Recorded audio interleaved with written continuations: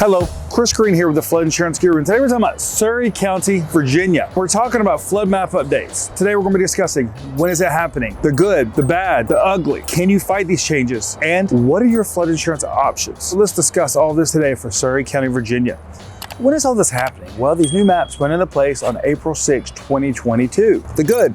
These are people that may have been in the high-risk areas, also known as special flood hazard areas, maybe a flood zone A, possibly even AE. Now, these are people that may be being moved to a flood zone X, so you're going from a required to a non-required. That's great news. That could possibly help your property value now that flood insurance will no longer be required. Now, it's still recommended to carry flood insurance in these areas because almost 30% of flood claims come out of non-required areas. Now let's talk about the bad.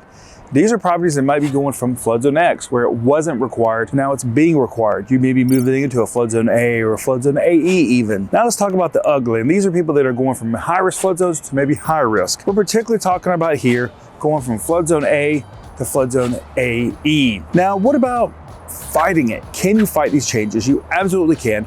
We help people with that every day here at the Flood Insurance Guru through a process called Letter of Map Amendment, where you dispute with FEMA whether you should be in that high-risk flood hazard area or not. What about flood insurance options? You have two options. You have the National Flood Insurance Program and you have private flood insurance. Now, it's important to understand, even with Risk Rating 2.0, the new FEMA program still has newly mapped rates. These are special rates for people being moved from a non-required area to a required area the first 12 months. And of course, private flood insurance, you've got about 20 different options there.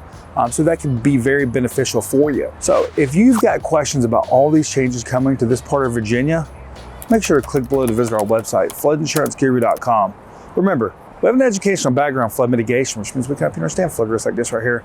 Your flood insurance and mitigating your property long term. Thank you.